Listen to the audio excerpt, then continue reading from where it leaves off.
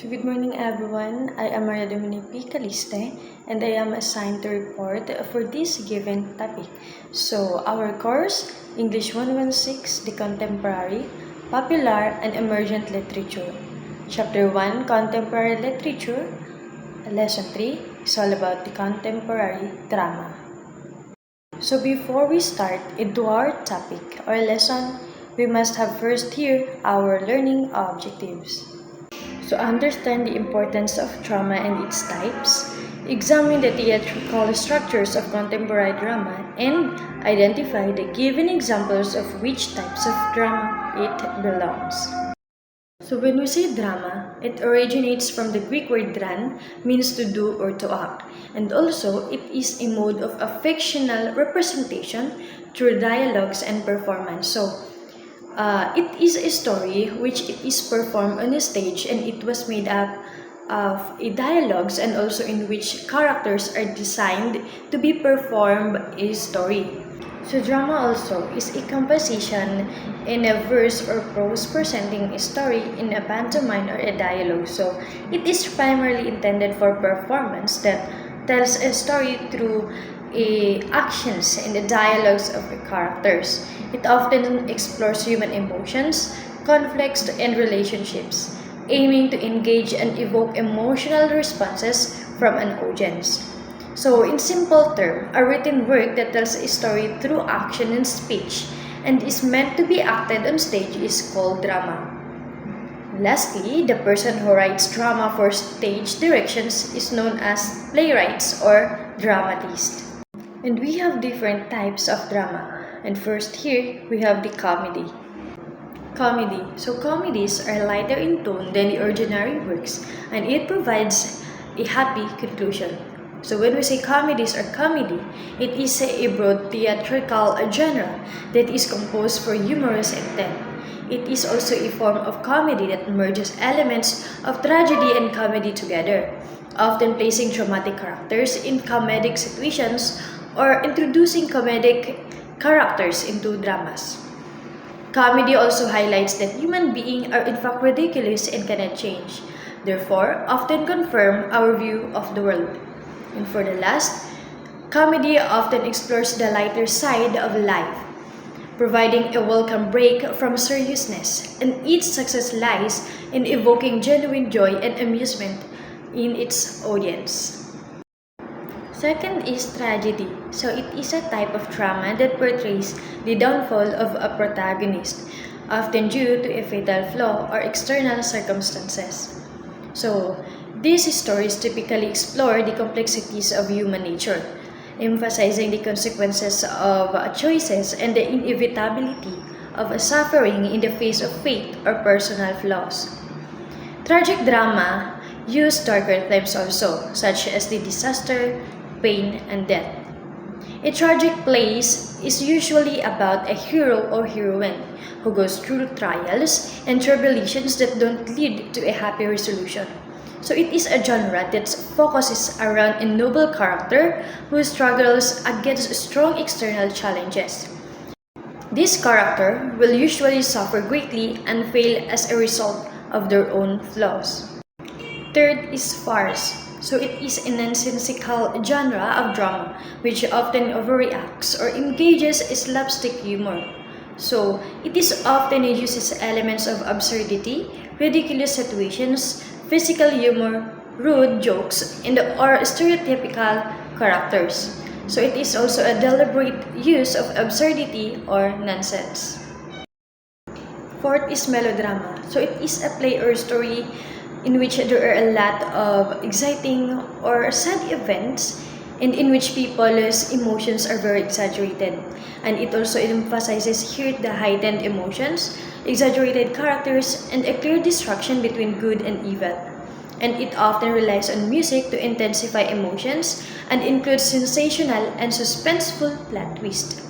It intended also to appeal to the emotions of the audience. And lastly is the musical drama. It is a form of theatrical performance that combines songs, spoken dialogue, acting, and dance. So It refers to a place in which characters engage in dialogue but also includes scenes in which the passion of the character is so great he expresses himself in a song. And now, let's have some examples out of these 5 types of drama. And first, we have here an example of a comedy. So, the drama entitled The Midsummer's Night Dream. So, it's all about the 4 Athenians run away to the forest only to have the Puck, the fairy, make both of the boys fall in love with the same girl. So, the 4 run through the forest pursuing each other while Puck helps his master play a trick on the fairy queen. Second example is about a tragedy. This drama entitled Romeo and Juliet. So it is a tragic love story where the 2 main characters, Romeo and Juliet, are supposed to be sworn enemies but fall in love. But due to their families' ongoing conflict, they cannot be together, so they kill themselves because they cannot cope up with being separated from one another.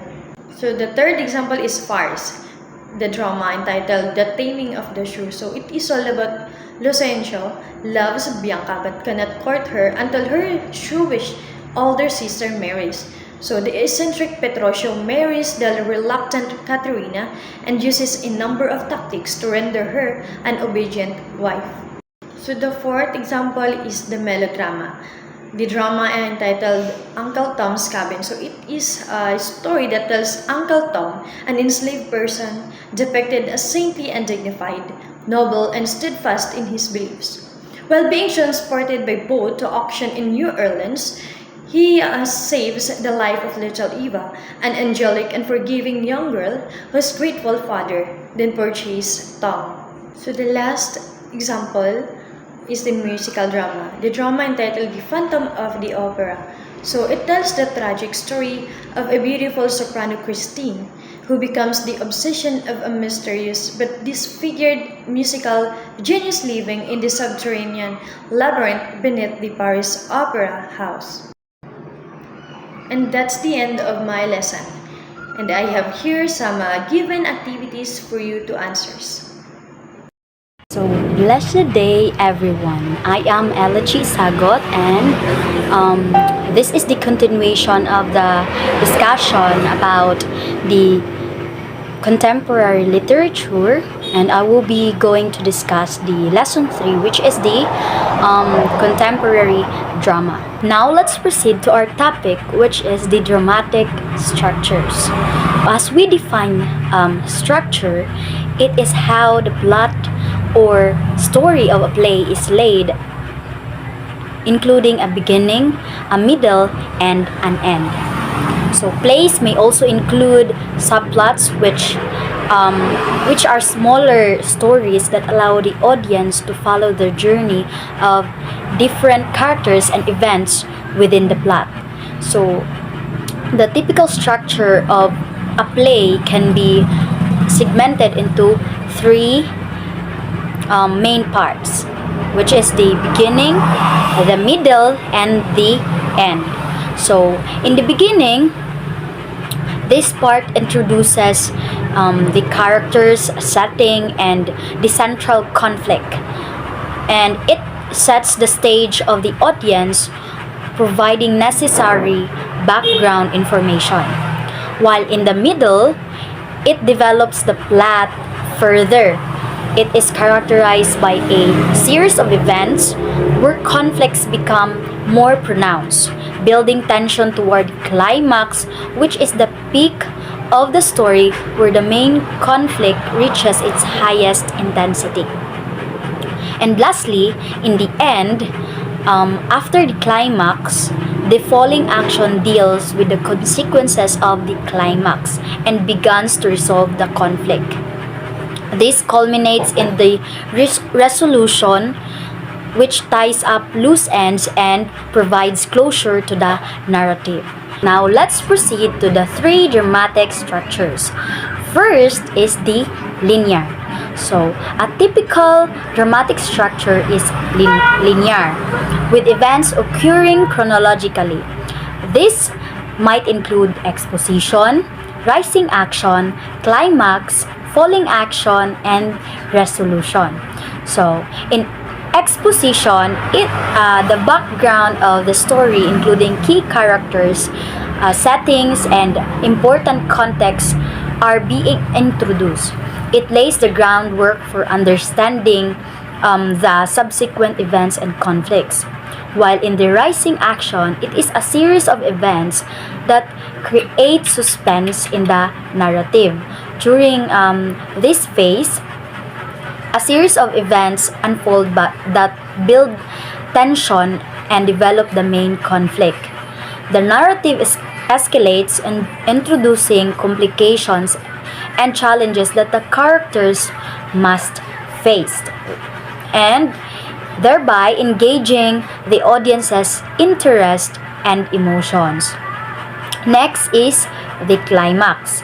This is a pivotal or crucial moment in the story where the tension and suspense reach their peak. So the climax represent the turning point in the narrative, often resulting in a significant change for the protagonist or the resolution of the central conflict. So as we all know,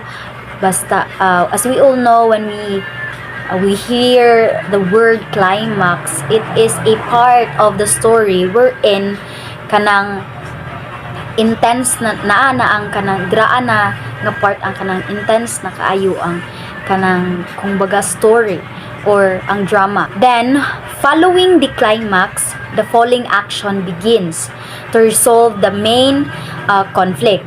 It shows the consequences of the climax, addressing the remaining issues and setting the stage of the conclusion of the story. And lastly, the resolution. So this final stage brings closure to the narrative, the conclusion of the story where questions are answered and loose ends are tied up. This graph showing how dramatic tension changes during a theater performance. Gikan sa exposition, through rising action, dramatic climax, and falling action, ending in a resolution. This outline is commonly known as 5-act structure, or what do we call this?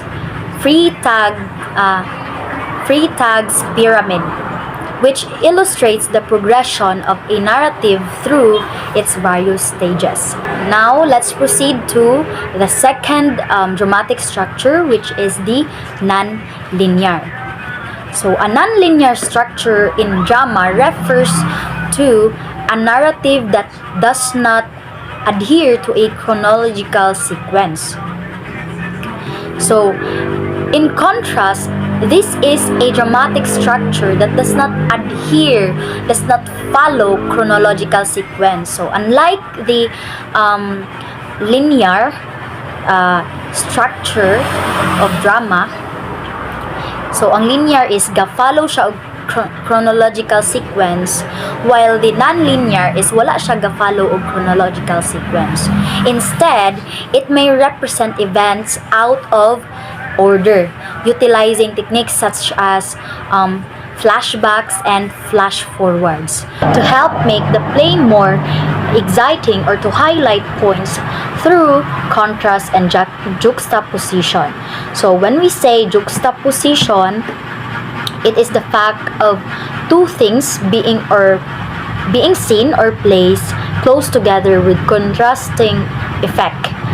For example, good and evil, life and death, young and old, present and past. Lastly is the cyclical structure. So cyclical structure in plays is a narrative technique where the story concludes at the same point in time it began. So it follows a circular pattern where the story ends in a way that connects back to the beginning. So when with the play ending at the same time as it began. This can be exciting for the audience as they try to work out how the character ended up in the position they see at the start of the play. So there are three related terms for cyclical structure. First is the repetition, the circular narrative, and the eternal narrative. So in repetition, it is when certain words, phrases, or ideas are repeated for emphasis or effect within a literary work. So while the circular narrative is a storytelling technique where events are presented in chronological order but end up looping back to an earlier point in time, forming a closed loop. So, circular narratives are used across all of forms of storytelling, from TV, film, literature, and even music.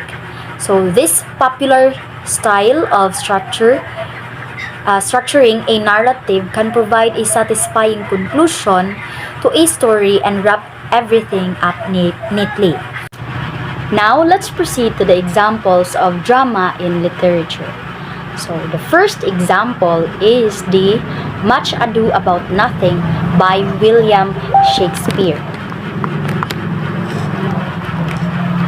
So, Much Ado About Nothing is the most frequently performed Shakespearean comedy in modern times.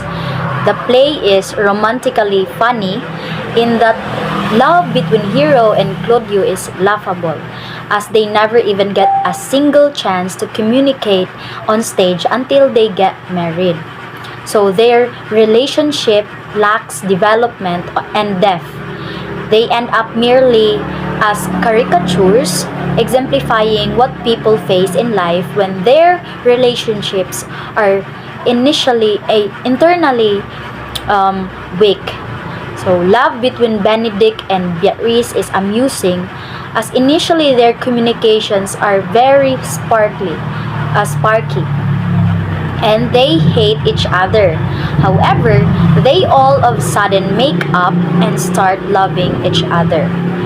Then, the second example is the Oedipus Rex by Sophocles. So, Sophocles' mythical and immortal drama Oedipus Rex is thought to be his best classical tragedy. Aristotle has adjudged this play as one of the greatest examples of tragic drama in his book, Poetics, by giving the following reasons. So, the first reason is the play arouses emotions of pity and fear and achieves the tragic catharsis. And it shows the downfall of an extraordinary man of high rank, Oedipus. The central character suffers due to his tragic error called hamartia, as he murders his real father, Laius, and then marries his real mother, Jocasta. Then the last one is hubris is the cause of Oedipus' downfall. So this drama, the type of this drama is tragic. Then the third example is The Importance of Being Earnest by Oscar Wilde. So Oscar Wilde's play, The Importance of Being Earnest, is a very popular example of Victorian farce. In this play, a man uses two identities, one as a serious person, Jack, his actual name, which he uses for Cecily, his ward, and as a rogue named Ernest for his beloved woman, Gwendoline. And unluckily, Gwendoline loves him partially because she loves the name Ernest. It is when Jack and Ernest must come on stage together for Cecily, then Algernon comes into play Ernest's role. And his ward immediately falls in love with the other Ernest. Thus, two young women think that they love the same man, an occurrence that amuses the audience. And the last example is The Hares by Henry James. So the Hears is based on Henry James' novel The Washington Square. Directed for stage performance by William Wheeler, this play shows an ungraceful and homely daughter of a domineering and rich doctor. She falls in love with a young man, Maurice Townsend, and wishes to elope with him, but he leaves her in the lurch. So the author creates melodrama towards the end when Catherine teaches a lesson to Maurice and leaves him instead. So now let's proceed to the function of drama. So drama is one of the best literary forms through which dramatists can directly speak to their readers or the audiences, and they can receive instant feedback of audiences. So drama really serves as a powerful literary form that allows dramatists to communicate directly with their audiences. So many playwrights utilize their characters as vehicles to express their thoughts and values, similar to how poets employ personas and novelists use narrators. So this enables a dynamic interaction between the creators and the audience, enriching the overall experience of the play. Then, since drama uses spoken words and dialogues, thus language of characters plays a vital role, as it may give clues to their feelings, personalities, backgrounds, and change in feelings. So, in drama, the language and dialogues of characters are really crucial as they reveal insights into their emotions, personalities, and backgrounds.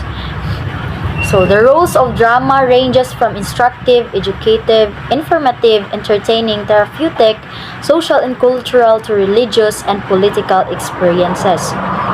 So the manner in which characters speak can indicate their feelings and any shifts in their emotional state, providing depth to their portrayal.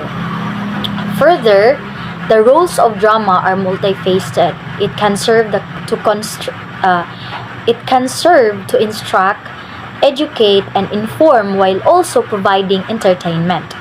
Additionally, drama can have therapeutic effects, reflect social and cultural experiences, and explore religious and political themes, making it a rich medium for various forms of expression.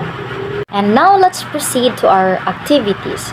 So our first activity is you are going to watch the contemporary drama or play entitled A Doll's House by Henrik Ibsen. And you're going to examine the theatrical structure used in that play.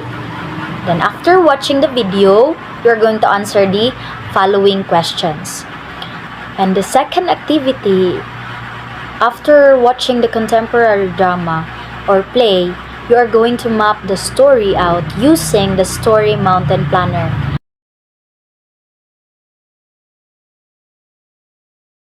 That's all for today's video, and I hope that you learned something, and thank you for listening. God bless.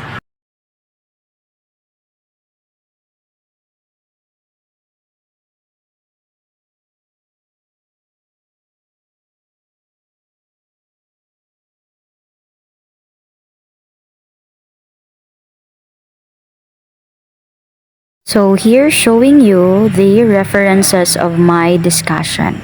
That's all for today's video, and I hope that you learned something, and thank you for listening. God bless.